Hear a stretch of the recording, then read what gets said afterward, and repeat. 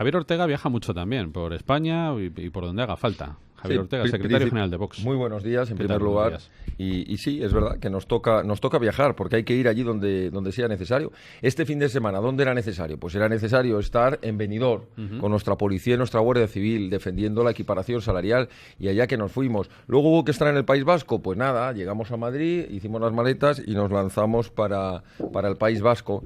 Y entre medias, pues nada, entre medias una televisión por aquí, una radio por allá. Pero a mí lo que más me ha gustado es que don Pablo ha demostrado el valor que tiene esta tertulia. No importa dónde estés del planeta. No. Que hay que venir a Buenos Días España, pues se viene corriendo sin dormir, porque nos acaba de confesar que no ha dormido. No ha dormido. Y según acaba de aterrizar, lo primero que ha hecho, venir a la tertulia de Buenos Días España. Y traerse unas pastas. Y traerse unas pastas. Sí, no veáis el desayuno que se acaba de pegar, ¿eh? Impresionante. Es que hay que alimentarse bien para en hablar un de minuto Pablo y medio, pero la verdad es que han aprovechado el tiempo. Por cierto, don Javier, me estoy fijando en su reloj, se lo confieso. Sí. Es un reloj precioso. gusta. No, me gusta mucho. Me gusta tanto que luego al terminar me va a decir usted dónde se puede conseguir esta cosa tan absolutamente espectacular. Vean ustedes, no sé si nuestros compañeros lo pueden captar. madera, Esto no es televisión, es una radio Pero televisada. lea, pero es que encima, lea lo que pone detrás. es que encima está personalizado, lo cual ya me parece que es tremendo. Puede leerlo, Por supuesto. don Rafael. Para Javier, como reconocimiento de sus compatriotas de Vox por la vital labor en parar el golpe de Estado catalán, junio de 2018. No me diga que esto se lo han dado en Cataluña. Esto nos lo regalaron, hablo en plural, porque Sí. se lo han regalado también a mi compañero Pedro Fernández y algún letrado más y colaborador de los servicios jurídicos, pues tiene ese afecto de los compañeros de Vox que quisieron tener este pequeño recuerdo hacia nosotros. Pues es un regalazo, ¿eh? Es un regalazo por lo que significa, porque ellos lo hicieron con el mayor cariño. Sí, sí. Y además es muy original, porque es un reloj de madera completamente y luego pues tiene como correa la enseña nacional, pero sobre todo es eso, yo me lo pongo así cuando voy a la televisión y tal para supuesto. un recuerdo de nuestros compañeros que se acuerdan de nosotros y que se lo agradecemos infinitamente, claro. Hace usted muy bien. Le confieso que me asustó un poco porque cuando ha dicho usted lo de activar o desactivar y me ha mirado Son palabras que ya resuenan un poco. Claro, es que me ha venido inmediatamente a la cabeza las declaraciones de Cuevillas diciéndole a las cloacas del Estado que había que desactivar a Vox. desactivasen a He dicho, Vox. espero que sean desactivaciones Claro, diferentes, sí, ¿no? yo también. Pero en fin. Sí, yo creo que lo que ha pasado con el fenómeno Trump es que ha puesto al descubierto las mayores estupideces de un sistema global que se basa, entre otras cosas, es una gran mentira, que para evitar que las cosas se sepan por la inmensa mayoría de los ciudadanos del mundo, utilizan una serie de reglas que al final no es otra cosa que las armas de una dictadura, que es la dictadura de lo políticamente correcto. Nos dicen qué se puede decir y qué no. Del discurso único. No te puedes salir del discurso único sobre cualquier tema internacional, y aquí en España lo han aplicado también y lo aplicaron en Estados Unidos. Ese gran hermano que nos dice absolutamente qué está bien y qué está mal, y fuera de eso pues te cae toda la lista de insultos: fascista, retrógrada, estás loco. Y eso lo vimos desde el minuto uno en que anunció, como muy bien decíais, la candidatura a Donald Trump. Pero a mí esto me gusta. Me gusta porque pone de relieve que por un lado va esos lobbies mediáticos, esos lobbies económicos y políticos, y por otro lado va la realidad del ciudadano de a pie, que percibe las cosas de otra manera a pesar de los medios de comunicación tóxicos. Lo vimos con el Brexit, cuando en Inglaterra dijeron, o en Gran Bretaña dijeron que no estaban de acuerdo con la Unión Europea. Lo dijeron en Colombia contra el mal llamado proceso de paz, que no era más que el proceso de claudicación contra el narcoterrorismo, y lo vimos en Estados Unidos con una derrota aplastante en cuanto al discurso único de Hillary Clinton y todo el arco mediático, o el 95% del arco mediático estadounidense. Y aquí en España ocurre lo mismo, y por tanto yo creo que ese grito de rebeldía, que a veces es verdad que en las formas puede ser un poco brusco, pero vamos a ver, yo prefiero que sea brusco en las formas y auténtico en el contenido, claro, que no exquisito en la forma y una auténtica mentira lo que hay por detrás y una manipulación. ¿Perdón? Una hipocresía. Una hipocresía. Esto es un lenguaje relativista, complejado, pero detrás de eso hay una gran mentira, que es que no se entera por ejemplo, con el tema de los atentados yihadistas, el lenguaje utilizado por los medios, claro, cuando son terroristas islámicos que empiezan por ocultar el origen del terrorista, luego empiezan a llamarlo un ataque que no está definido, en vez de llamar las cosas por su nombre, son terroristas islamistas O, por ejemplo, ha sido desactivado. No, mire, ha sido abatido. Claro. Le hemos volado la cabeza. ¿Por qué? Porque o era o su cabeza o la, o la cabeza nuestra. Mire, esto que está diciendo don Javier, perdona que le interrumpa. Sí, no hay ningún... Esto se ve perfectamente si uno hace una comparación, y algunos nos hemos tomado la molestia de hacerla, entre el atentado aquel famoso del Charlie Hebdo en Francia y el crimen anterior que hubo en la famosa tienda israelí, creo que hubo, me parece que unos meses antes. Esos atentados y luego el que hubo el año pasado aquí en España, en Barcelona. Es decir, cuando uno ve el lenguaje utilizado en los medios de comunicación de uno y de otro caso y las reacciones incluso policiales en un caso y en otro, recordemos que aquí en España incluso hubo algo parecido, ¿no? Hubo un abatimiento de uno de los terroristas al final del caso, pero la forma de proceder en un caso y en otro demuestra perfectamente lo que está diciendo don Javier. Es decir, una hipocresía galopante y unos complejos que nos están llevando a la autodestrucción. Yo leía ayer o antes de ayer otro caso que no es de terrorismo, pero que también es de violencia absoluta, que es con el tema de los crímenes mal llamados de ideología de género, porque un asesinato no tiene género, es decir, un asesinato es un asesinato y da igual quién lo cometa y contra quién lo cometa, pero qué diferencia cuando es un hombre que asesina cobardemente a una mujer que cuando es una mujer que asesina cobardemente a un hombre. Hace 2 días escuchaba una noticia de que una mujer había acuchillado a su marido, y entonces ya no salen todas las declaraciones en los medios, en las redes sociales, violencia machista, todo tipo de declaraciones. No, el suceso no es un asesinato de violencia de género. No tiene nada que ver. Ha sido una mujer. Es que eso no lo contempla la ley. Y que incluso algunos medios parece que justifican diciendo la mujer vivía una situación de gran presión por su marido, había sido maltratada, como sin decirlo, pero como dejando caer, bueno, algo habrá hecho. Es un atenuante, algo habrá hecho. No, mire usted, un asesinato es un asesinato, lo haga quien lo haga. Y a las cosas hay que llamarlas por su nombre. A nosotros desde Vox siempre hemos dicho que nos encanta llamarle al pan, pan, al vino, vino, a la patria, patria, a la libertad, libertad, y cada cosa por su nombre. Y si la inmigración es ilegal, se le llama inmigración ilegal, con todas sus letras. Y si hay que hablar de terroristas, se habla de terroristas. Si hay que hablar de golpistas, se habla de golpistas, no del proceso. No, ni proceso, nada. Golpe de Estado. Y esto que puede parecer, y que hay muchos especialistas o que se dedican a esto de la comunicación, que te desaconsejan, es que no se puede ser tan brusco en las formas. Yo digo que ayuda mucho. O sea, ir directo normalmente para llegar entre 2 puntos lo mejor es la línea recta. Ir directo, llamar las cosas por su nombre y te evitas los eufemismos, ¿no? De hecho, don Javier, me atrevo a decir que el auge el auge exponencial que está teniendo Vox, en buena medida, no tengo ninguna duda de que se debe a que hablan claro, a que a Santiago Abascal se le entiende.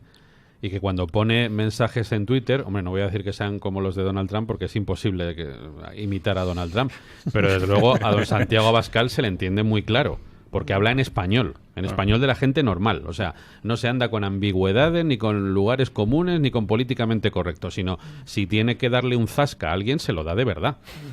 Aunque luego, a lo mejor al día siguiente se tiene que ver con él, cara a cara, y eso es lo que tiene más mérito. Pero es que al final lo que hay que hacer es lanzar mensajes. Claro, yo he debatido con don Javier aquí en esta casa y en algunos sitios más, y yo lo veo siempre en su misma línea, con un mensaje muy claro, con un lenguaje claro, breve y sencillo, directo, es decir, no está engañando a nadie. Y eso además también te da otra ventaja. Sí que es verdad que en ocasiones te pueden tachar de brusco, de tal, pero te da otra ventaja. No engañas a nadie. Y otra cosa más importante, no te pueden malinterpretar. Porque si tú empiezas a buscar subterfugios en el lenguaje, luego vienen esta gente que se denomina periodistas, que yo lo llamo pseudoperiodistas, o aprendices, comisarios políticos, que están pagados por partidos políticos, y empiezan a poner en tela de juicio las declaraciones. No, el abogado de la Defensa Popular de Vox dejó de decir. No, mire usted, don Javier Ortega habla muy claro, para que se entienda. Te puede gustar más, te puede gustar menos, pero es claro. Y una cosa muy importante, no ofende. Al que ofende es y además porque está haciendo algo malo o está pensando en una cosa importante, y es que en Vox todos son así. Es decir, no es solamente Santiago Abascal y Javier Ortega. Cierto. Es que Rocío Monasterio, Mazali Aguilar, Alicia Rubio, Pedro Fernández, cada uno en su estilo y a su manera, pero todos se caracterizan porque hablan claro, que son diáfanos, que no hay ambigüedad.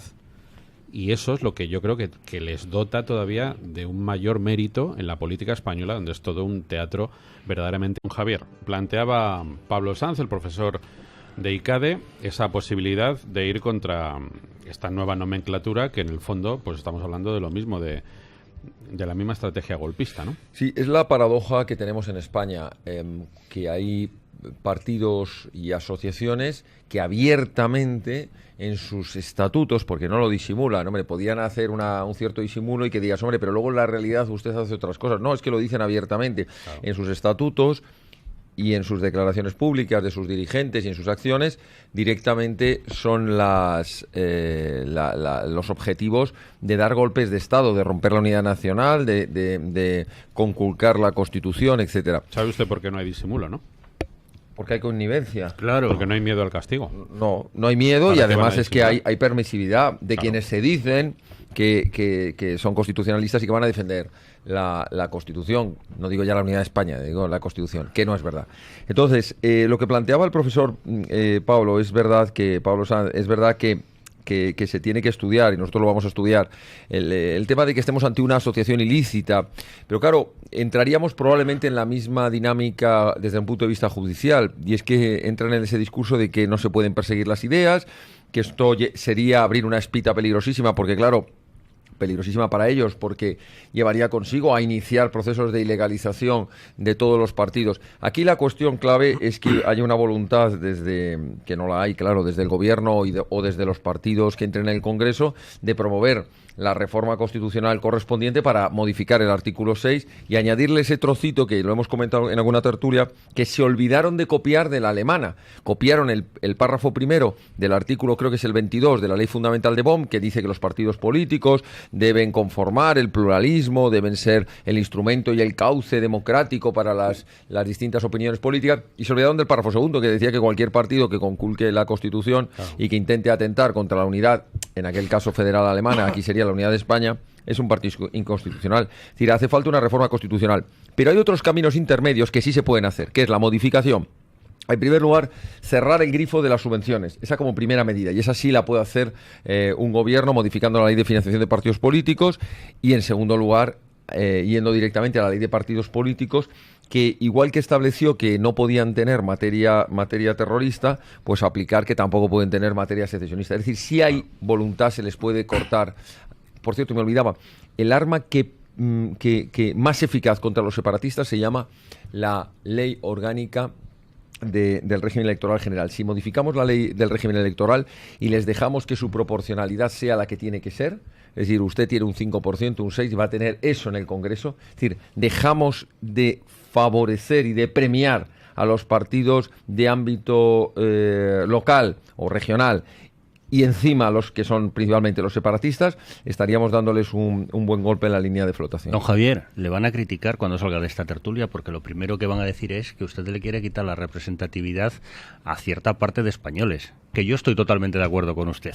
No, es que vaya por delante. Y si le damos la justa, claro. Cuando el profesor estaba hablando de que estaba psicoanalizando, yo le iba a pedir públicamente que de verdad que revelara algo. Algún día nos traslade, y lo digo sin ninguna broma, algo totalmente. Que a mí me provoca perplejidad absoluta, y es ver, como todos hemos podido ver en las imágenes de vídeos de televisión o en el terreno, cuando un conjunto de ciudadanos dedica varios días en construir unas cruces amarillas, que las cruces son pues un símbolo del cristianismo y de un fallecido, ¿no? Y las plantan en el suelo, como en recuerdo, por ejemplo, a los cementerios de la Segunda Guerra Mundial, en las playas donde murieron. Y se dedica a llenar una plaza entera de un pueblo con 300, 500, 600 cruces amarillas.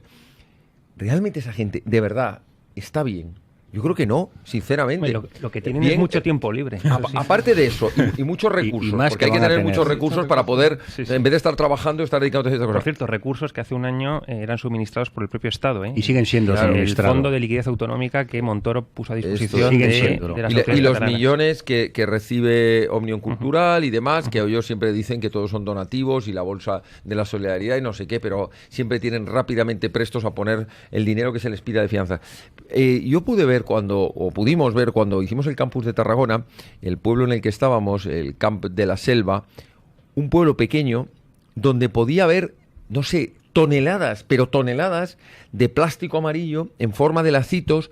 Veías una verja de un descampado y estaba llena, o sea, había 5.000, 10.000 lacitos. Dices, ¿cuántas horas, cuánta gente completamente tarada y enferma? Porque es que hay que estar tarados y enfermos para llenar cada papelera con un lacito, pero de verdad que es que hay imágenes que resultan increíbles si no las ves, ¿eh?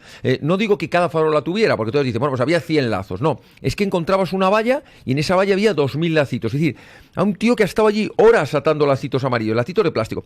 Y aun siendo eso terrorífico, y ahora ya donde entro en la parte más grave, para mí la imagen impactante de los plásticos estos amarillos estuvo el haber visto subir las escaleras del Palacio de la Moncloa a un tipo xenófobo como Quim Torra, que ha insultado gravemente a todos los españoles, que nos ha amenazado, que ha dicho que va a continuar por la vía del golpe de Estado, y le estrecha la mano el presidente del gobierno, el que representa a la nación española, a un tipo que lleva en la solapa un lazo amarillo cuyo significado no lo ocultan, es: en España no hay garantías constitucionales, España es una dictadura, en España hay presos políticos y en España los tribunales encierran a la gente en sus mazmorras por lo que piensa. Eso es lo que dice ese repugnante lazo amarillo. Y el presidente del gobierno, que me da igual si se llama Pedro Sánchez o como se llame, que representa a la nación, al gobierno de la nación, resulta que recibe un tipo así con el lazo. Esa es la imagen más terrorífica, porque es un gobierno puesto de rodillas delante de los golpistas. Eso es inaceptable. Absolutamente. Aun estando de acuerdo desde un punto de vista técnico, jurídico contigo, desde un punto de vista político no lo puedo estar. Y no lo puedo estar porque no todas las ideas son legítimas, no todas las ideas son defendibles, y además, respecto a quienes defienden esa tesis en cuanto al separatismo, que dicen en España no se persiguen las ideas separatistas. Tú puedes tener un partido que sea abiertamente separatista y quiera romper la Constitución, siempre que te ajustes a los trámites constitucionales. Yo digo, hagamos un punto y aparte. ¿Admite usted que haya un partido que en contra de la Constitución se constituya, por ejemplo, para vulnerar la igualdad de los españoles ante la ley, y que diga claramente que él defiende una sociedad machista, donde las mujeres no tengan derechos, donde no puedan votar? Le dirían inmediatamente que eso es inconstitucional. Un partido racista que directamente diga en España hay que expulsar a los gitanos y a los negros, le dirían inmediatamente eso es inconstitucional. Es más, no se lo dejarían ni siquiera constituir. Hay una permisividad, incluso intelectual, no solo jurídica, con respecto al separatismo. Cuando probablemente uno de los atentados más graves que hay contra los derechos es precisamente partidos que atentan contra el derecho fundamental. Ese sí que es un derecho fundamental, porque es un derecho no individual o que no causa un perjuicio individual, como desgraciadamente es una violación o una actuación racista. Estamos hablando de quienes atentan contra el principio de la soberanía nacional, de la libertad de lo que significa una nación. Es decir, que atentan contra toda la nación. Bueno, pues esos sí tienen bula y esos sí pueden tener un partido que diga que voy a atentar. A mí me parece que eso es una auténtica aberración. Y para algún oyente que diga, hombre, pero es que eso es perseguir las ideas. Oiga, los alemanes tienen en su constitución un artículo que dice claramente que no puede haber un partido que atente contra la unidad. El problema es que nosotros no. El problema es que nosotros no tenemos ese artículo. Pues, pero que no lo tengamos. Ese es el problema. Pero nunca es tarde, Pablo, que nunca no lo tarde, tengamos, lo visto. Llamémoslo una deficiencia jurídica. Portugal, Francia y Alemania cierran esa cuestión porque no son democracias militantes. Perdón, son democracias militantes a diferencia de España, que no es una democracia militante. Por lo tanto, ese tema lo despeja muy claramente. Pablo, España no. La contradicción que te hacía es que ese término que utilizó el Constitucional de no somos democracia militante, solo lo aplican en la parte que les interesa. Claro, porque si somos, por supuesto. Si somos militantes, entendido como si tomamos posicionamiento, cuando lo que hay que cerrar es partidos pues que están en contra de la igualdad ante la ley, por motivos racistas, cosa que me parece muy bien. Pero claro, es que somos militantes para unas cosas y para otras no lo somos. O sea, para destrozar la nación no nos mojamos, no somos militantes. Pues yo creo que ha llegado la hora de decirle al pueblo español que tenemos, y así lo defendemos en Vox, que tomar todas las medidas constitucionales de la ley de partidos, de financiación y sobre todo de opinión pública que diga claramente que a los partidos golpistas, a los partidos separatistas hay que legalizarlos. por la vía jurídica y además hay que deslegitimarlos políticamente. No todas las ideas son defendibles. A mí cuando me dicen, hombre, es que hay que respetar las ideas. Pues mire, yo a Adolf Hitler, cuando estaba preparando su movimiento nacionalsocialista, había que combatirlo. A Mussolini igual, a los marxistas... A Stalin igual. A Stalin igual. Es que no todas las ideas son defendibles. Hay ideas que son respetadas, aunque no las compartas, y hay quienes atentan contra la libertad, hay quienes atentan contra la vida, hay quienes atentan contra los derechos básicos. Y eso no se puede. Y esas no se pueden aceptar, ni jurídicamente, ni políticamente, ni ideológicamente. Hay que combatirlas en todos los terrenos, en el ideológico, en el político, en el jurídico. Porque es que no nos olvidemos, y perdón, con eso termino por extenderme, que cuando se admite una idea en la tesis, en la teoría, se está admitiendo que después pase a la práctica. Praxis, sí. Si yo acepto que es defendible la aniquilación del pueblo judío, si yo admito que eso se diga en una conferencia, si yo admito que eso se pueda defender políticamente, estoy abriendo la espita para que mañana eso sea un partido, sea un movimiento, coja fuerza y termine llegando al gobierno imponiendo esas ideas. Lo peligroso de las ideas, no recuerdo quién fue el que dijo esta frase, pero acertó, dice, lo peligroso de las ideas es que terminan poniéndose en práctica muchas veces. Cuidado que el marxismo, que aniquiló 10 millones de personas en la humanidad, comenzó con la idea de algunos locos. Ese es el problema, que las ideas terminan convirtiéndose en realidad. La época en la que militaba José Antonio Ortega Lara, etcétera. Entonces, como estrategia, está muy bien. Nosotros lo que decimos desde Vox es lo siguiente. En primer lugar, nos alegramos profundamente que haya partidos, haya políticos que ahora digan que van a defender claramente la unidad de España, la igualdad de los españoles ante la ley, que van a hacer una bajada de impuestos y algunas otras cosas más que ha dicho. Nos alegramos profundamente. Que nos perdonen si tenemos una cierta duda de que lo vayan a hacer. Porque la realidad de los hechos hasta ahora ha demostrado lo contrario, que cuando estaban en el gobierno y tenían todas las posibilidades de haberlo ejecutado, no lo han hecho.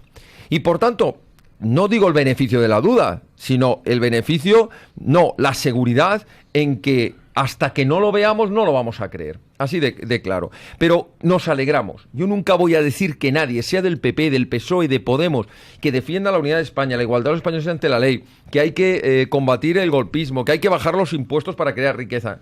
Nos alegramos profundamente. Otra cosa es que nos gustaría que también fueran otras materias. Por ejemplo, cito 3 de ellas. Nos encantaría que Pablo Casado dijera claramente que va a combatir la inmigración ilegal, que se van a poner freno a la sangría en nuestras fronteras, o que diga claramente que hay que expulsar a los imanes salafistas y que hay que cerrar todas las mezquitas del odio y totalitarismo. Nos encantaría que dijera que en Europa se va a defender una posición donde se respete la soberanía nacional y donde se respete la identidad europea con su tradición judio-cristiana, su tradición del humanismo cristiano, su tradición de libertad, etcétera. Y nos gustaría, por ejemplo, escuchar que va a llevar a cabo, por ejemplo, una reducción, de momento, como primera fase, reducción importante de las competencias de las comunidades autónomas, por cierto, gobierna en varias de ellas, o que va a garantizar, por ejemplo, en Galicia, ya voy a meter la cosa concreta, que va a garantizar en Galicia la educación en español y uso español. Lamentablemente, nada de esto ha hablado. De lo que sí ha hablado y ha sonado bien, nos alegramos. Pero repito, queremos ver que eso se cumpla en realidad. Y tenemos ciertas sospechas de que hay muchos motivos para dudar de que vaya a ser verdad. Por ejemplo, cuando vemos quiénes le acompañaban en la candidatura. Porque claro, nos dice que va a haber esto de la ideología de género, ¿no? De los lobbies de la ideología de género. Y lleva a Maroto, que es un gran defensor de la ideología de género. Nos dice que va a hacer una gran regeneración de la política y de la honradez, y lleva consigo y tenía el apoyo de Cifuentes. Nos dice que va a defender la unidad de España, y resulta que, por ejemplo, acepta en sus filas el que tenga el apoyo de Margallo, que, por ejemplo, hablaba de que creía que él era socialdemócrata y que él creía en el federalismo, etcétera, etcétera. Es decir, que cuando te acompañas de determinadas personas que han hecho justo lo contrario o que han defendido justo lo contrario de lo que ahora defiendes, cuesta todavía más creerse que lo vayas a llevar a la práctica. Pon alguna opinión más en unos segundos porque nos vamos. Don Rafael, me gustaría meter 2 palabras. He hablado de dependencia y de patología. Sí. Pues mire, nuestros políticos tienen una patología que es gastar por encima de lo que se ingresa y endeudarnos al resto de españoles. Y nosotros tenemos una dependencia, y voy a darle algún dato para que lo mediten, y cuando tengan dudas que lo lo miren todas las mañanas, verá si le crea dependencia. En estos momentos, la deuda pública total que tenemos los españoles es 1.393.503,419 euros. Bien, pues ese dato que suena muy grande, a alguno no le ha movido del sillón. Ahora le voy a dar un dato que sí le va a mover. Mire, si es usted habitante, porque habita en esta España nuestra, debe usted de esa cantidad, usted individualmente, 29.892 euros. Sí, usted que me está escuchando. Pero si además es usted contribuyente, es decir, de los que paga, quédese con esta cifra.